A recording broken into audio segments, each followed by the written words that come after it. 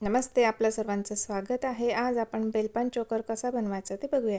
तर त्यासाठी अशा प्रकारचं साहित्य मी इथे घेतलेलं आहे आणि 21 इंचाचे 3 तुकडे गिअर वायरचे इथे काढून घेतले.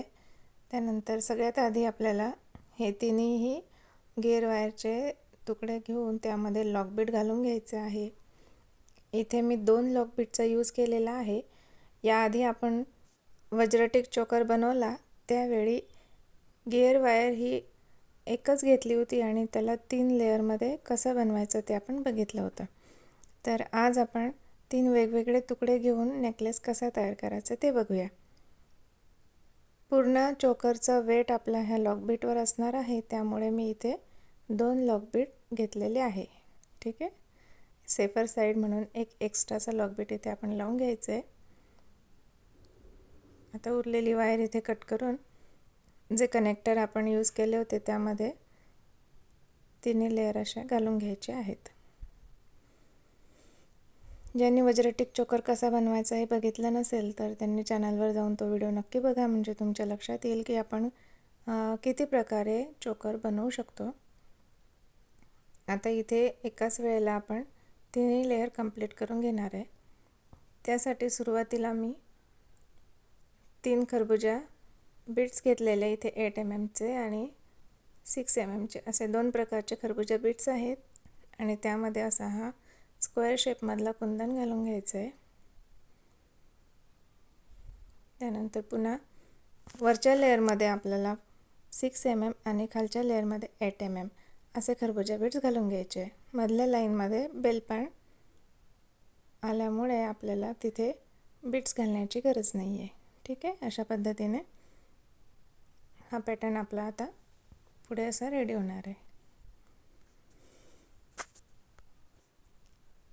इथे मी स्क्वेअर शेपचा एक कुंदन, त्यानंतर 3 बेलपान, पुन्हा स्क्वेअर शेपचा कुंदन आणि 3 बेलपान अशा पद्धतीने हा चोकर तयार करणार आहे. ठीक आहे. आपल्याला आता प्रत्येक स्क्वेअर शेपचा कुंदन आपण ज्यावेळी घालतो तर त्यावेळी प्रत्येक वेळेला वेगवेगळा पॅटर्न येणार आहे. त्यामुळे व्हिडिओ शेवटपर्यंत नक्की बघा, म्हणजे तुमच्या लक्षात येईल कुठे आपल्याला 8 mm आणि कुठे 6 mm असे खरबुजा बीट्स घालून घ्यायचे आहेत. ठीक आहे. अशा पद्धतीने आपल्या नेकलेसला असा गोलाकार यायला हवा, त्यासाठी आपण वरच्या लेअरमध्ये छोटे आणि खालच्या लेअरमध्ये मोठे खरबुजा बीट्स घालून घेतलेले आहेत. आता इथे आपला चोकरचा हा मिडल कुंदन असल्यामुळे याला दोन्ही साईडला आपल्याला अशा पद्धतीने वरच्या लेअरमध्ये 2-2 4 mm खरबुजा बीट्स आणि मधल्या लेअरमध्ये एक त्यानंतर खालच्या लेअरमध्ये 8 mm आणि 6 mm असे एक घालून घ्यायचे आहेत. तुम्ही व्हिडिओमध्ये बघू शकता. या ठिकाणी आता आपला पॅटर्न आपल्याला अपोजिट साईडनी तयार करायचा आहे. तर इथे आपले बेलपान आता विरुद्ध दिशेला येतील अशा पद्धतीने आपल्याला घालायचे. ठीक आहे. आणि आता हा पूर्ण चोकर मी असा तयार करून घेते आहे. त्यानंतर फायनल लुक कसा येईल ते आपण बघूया. आता या ठिकाणी पुन्हा कनेक्टरमध्ये असं लॉकबीट्स घालून घ्यायचे आहेत आणि इथे पण 2 लॉकबीट घालून आपण हे असं लॉक करून घेणार आहे, म्हणजे हे 4ही लॉकबीट्स आपल्या हा चोकरचा वेट व्यवस्थितपणे कॅरी करू शकतील. अशा पद्धतीने आपल्याला हा चोकर बनवून घ्यायचा आहे. आणि कनेक्टरमध्ये दोन्ही साईडला मी आता इथे दोरी अटॅच करून घेते आहे. तर जम्परिंगच्या साहाय्याने अशा पद्धतीने दोरी अटॅच करायची आहे. हा नेकलेस आपल्याला पर्ल्समध्ये पण बनवता येतो, पण पर्ल्स आणि गोल्डन बीड्स यांची साईज डिफरंट असते, त्यामुळे इथे आपण 6 आणि 4 mm पर्ल्स यूज करून हा नेकलेस बनवू शकतो. आणि आता याला आपण खाली लटकन लावून घेणार आहे. तर हा गोल्डन नेकलेस असल्यामुळे मी याला घुंगरू लावून घेतलेले आहेत. हे बघू शकता तुम्ही.